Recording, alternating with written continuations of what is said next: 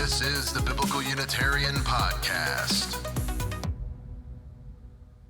Hello, and welcome to the Biblical Unitarian Podcast, the podcast that aims to start conversations about the oneness and unity of God and about the humanity of Jesus. My name is Dustin Smith, and as always, I will be your host. This week we have episode 340 entitled Avoiding the Anecdotal Fallacy.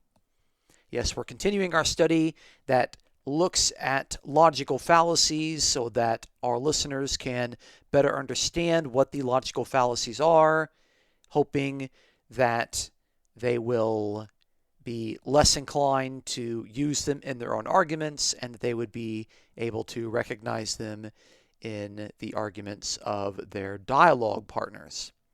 So as I mentioned, this week we'll be looking at the anecdotal fallacy. And the anecdotal fallacy occurs when somebody relies on isolated examples rather than comprehensive evidence. And this leads to misleading conclusions. The anecdotal fallacy undermines logical reasoning by prioritizing individual smaller experiences over the objective analysis of all of the data. So, what are some common ways that the anecdotal fallacy is committed in 2024? How can we identify whether we are using this fallacy? Why is the fallacy unhelpful in debates about God, Jesus, and the Trinity? And how should we debate and discuss theology without falling prey to the fallacy of anecdotes? Let's find out on this week's episode of the Biblical Unitarian Podcast. Our first point today is defining the anecdotal fallacy. We always begin by defining our terms, making sure that the listeners are on the same page with us before we develop our arguments.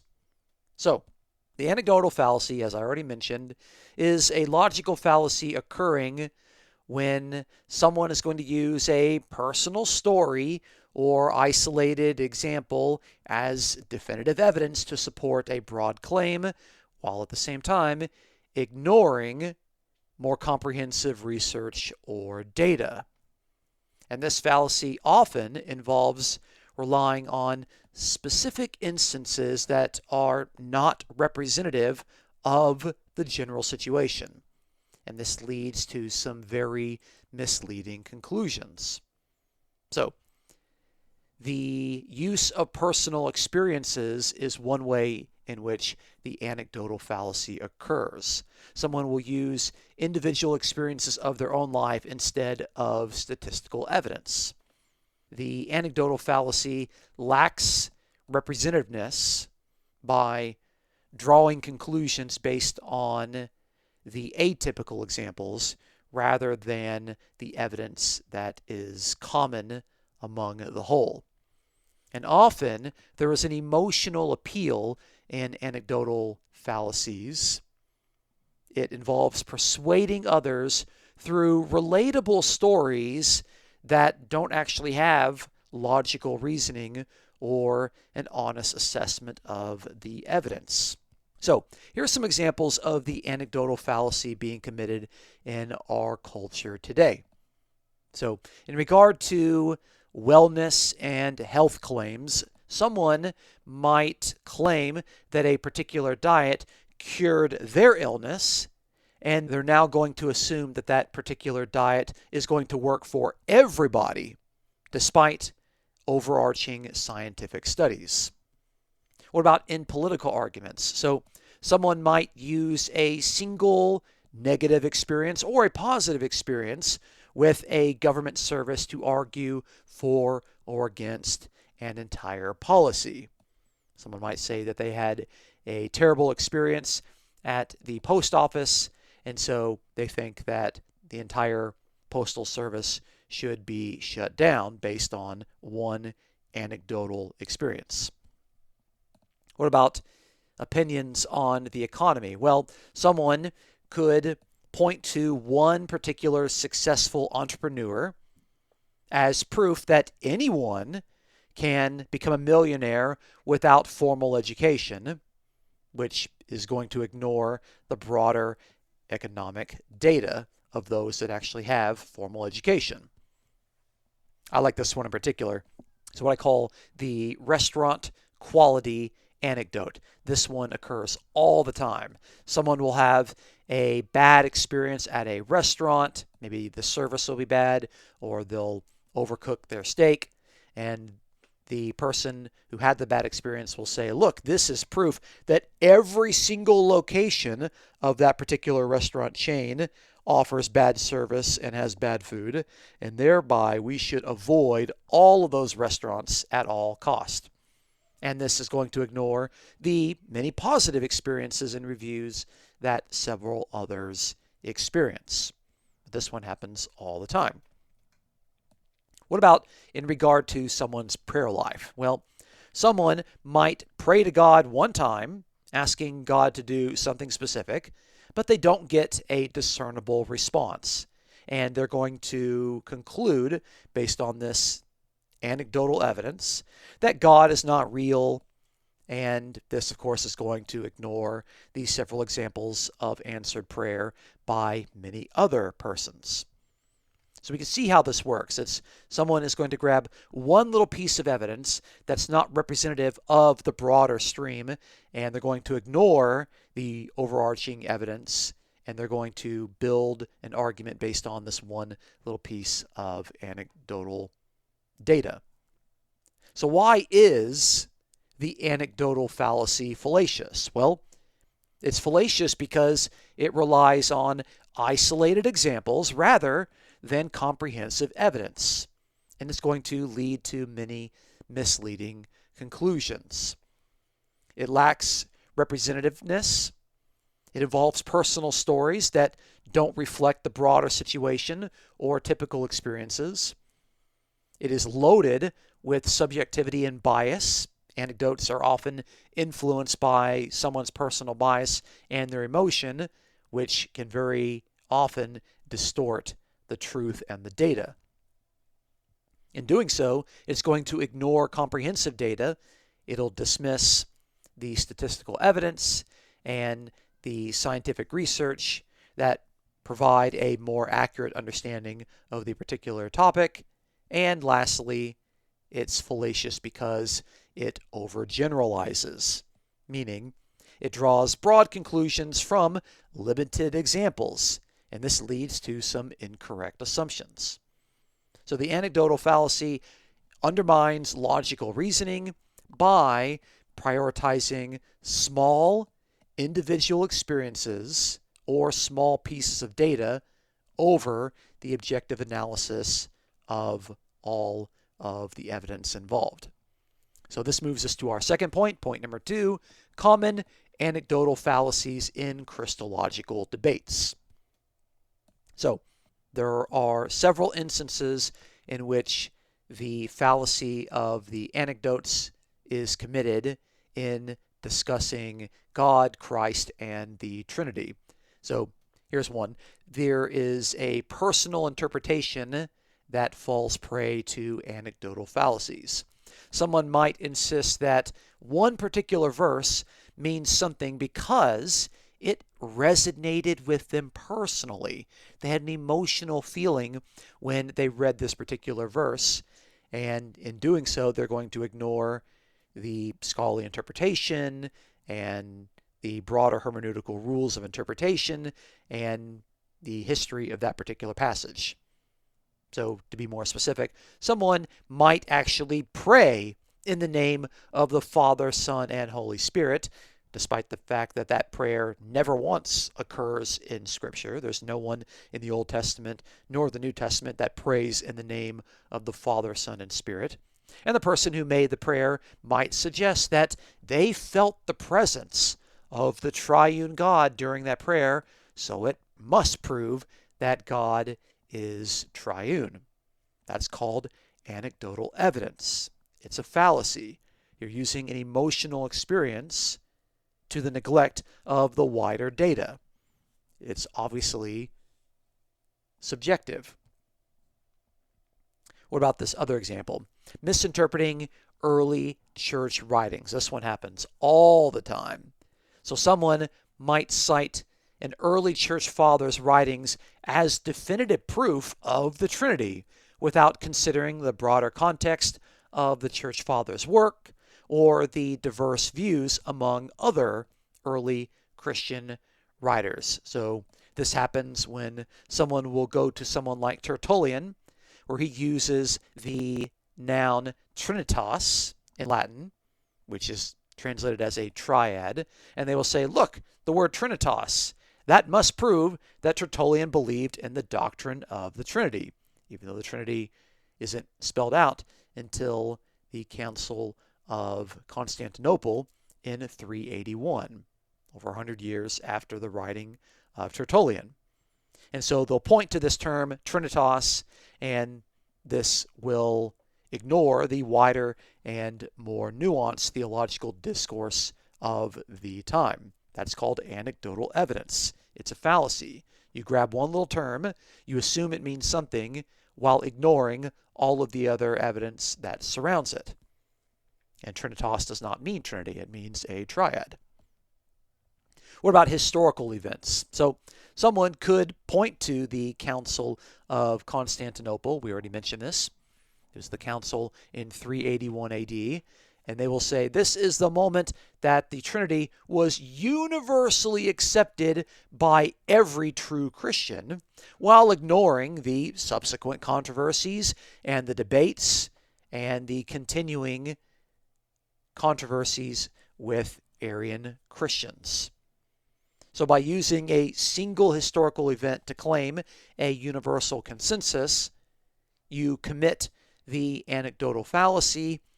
You will disregard all ongoing theological debates that are taking place at the end of the 4th century and the developments of the doctrine and the opinions of other Christians living at that time. We don't even have the doctrine of the two natures at that point. You have to wait until Chalcedon in 451, in the middle of the 5th century, in order to get that. So clearly there are more developments that are taking place. But to just point to one particular council and to say that's the time that it was settled for all Christians and the Trinity was universally accepted, that's anecdotal evidence, because it's clear that not every Christian acknowledged the Trinity nor agreed with the conclusions of Constantinople. What about modern analogies used to explain the Trinity? So you probably heard people talk about how the Trinity is best explained like water, because water has 3 different states. It could be a liquid, it could be frozen into ice, or it could be heated up into steam. There you have it. You have one particular substance, but 3 different modes: liquid, ice, and steam. And people will use this anecdotal evidence to explain the Trinity and to assert that this personal analogy proves that the doctrine of the Trinity is coherent and logical. But this is a fallacy. It's the anecdotal fallacy. You're just depending on your personal analogy, which is not biblical, to explain a complex theological concept, and it leads to an oversimplification or a misunderstanding. It actually sounds a lot like modalism, if I'm being honest. What about the testimonies of various denominations? So the anecdotal fallacy could be committed when a member of a Trinitarian church or a Trinitarian denomination shares their experience of spiritual growth that they have. And they use that to argue that all non-Trinitarian churches or non-Trinitarian believers or non-Trinitarian denominations are spiritually deficient. They are heretical, and they are devoid of God's true love. So a person feels like they have spiritual growth in their own Trinitarian denomination, and so they take that anecdotal evidence to argue that if you're not a part of that church or that denomination, then you are deficient in the Spirit, you are a heretic, and God doesn't love you. But this is the anecdotal fallacy. You're using your personal experience or your denominational experience or your experience at church camp to make broad judgments about the validity or the spiritual health of other Christians. It's wrong, it's unfair, it's uncharitable, and it's guilty of the anecdotal fallacy. So, if we've seen what the fallacy is, if we've seen how it gets used in discussions about the Trinity and the church councils and the supposed truth of certain doctrines, how can we avoid falling prey to this fallacy? This leads us to our third and final point. Point number 3, how to avoid committing the anecdotal fallacy. So, avoiding the anecdotal fallacy involves using more comprehensive and rigorous approaches to evaluating the evidence and thereby forming sound conclusions. Here are some practical ways to avoid committing this fallacy. You taking notes? Let's get ready. Number 1, seek broad evidence. You want to look for a wide range of evidence from different sources rather than relying on just one personal experience or one anecdotal experience. Use wider studies. Use the statistics that are available. Take advantage of modern research and modern scholarship that provides a much more comprehensive understanding of the issue. Don't just cherry pick one piece of data. Look at the evidence as a whole. Number 2, you need to consider the context. Considering the context. Understanding the broader context that surrounds an anecdote will help you to see if that particular piece of data, that single piece of data, is representative of the wider whole or if it's an exception to the rule. You don't want to build a doctrine based on an exception. You want to build a doctrine if your evidence is representative of the wider whole. And in doing so, you want to evaluate any situational factors that might influence the anecdote and, of course, compare them to broader general trends. Number 3, you want to evaluate your evidence systematically. We all learn the scientific method growing up, and so you should apply that scientific method by formulating hypotheses, conducting experiments, and analyzing the results systematically. Use your critical thinking skills to assess the reliability and the relevance of the evidence, whether it's biblical or in church history. Number 4, you need to be able to acknowledge your own limitations. We've talked about biases, and we need to recognize that we all have them. You want to be aware of personal biases that might affect how you interpret anecdotal evidence. Understand that anecdotes are limited by nature. They are limited in scope, and they may not provide a representative picture or a complete view of all the evidence. And while you're acknowledging limitations, you could do number 5, which is to avoid overgeneralization. You don't want to generalize from one specific anecdote in order to make broad claims about a larger group or phenomenon. If the evidence is complex and the data shows a wide variety of differing views, taking one particular example and suggesting that's what everyone believed is unfair to the reality of all the evidence. You want to examine the details of several individual cases and understand their limitations before applying your findings more broadly.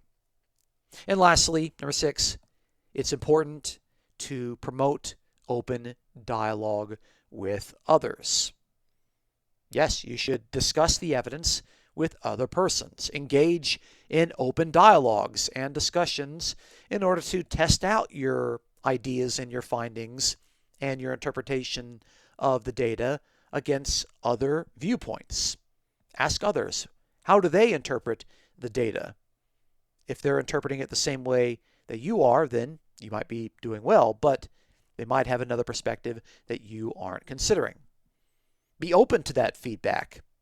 Consider the feedback and any critiques that someone might offer to you, and use those counter arguments to help refine and improve your own understanding of the biblical or historical data. And if you follow those 6 tips, you too can avoid falling prey to the anecdotal fallacy.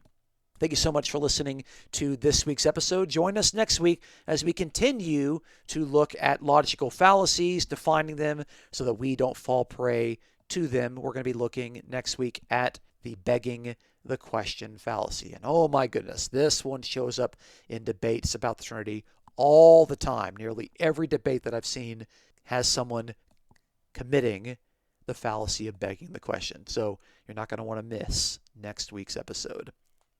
If you enjoy our podcast, please consider supporting us as we aim to promote the sound truths about the oneness and unity of God and about the humanity of Jesus. You could subscribe on YouTube or iTunes, give us an honest review online, and of course, we appreciate it when you share your favorite episodes with your friends. If you'd like to donate to the podcast, check out the episode description for a link to PayPal. The Biblical Unitarian Podcast is produced and edited by Dustin Williams. I am Dustin Smith, your host. Until next time, please take care.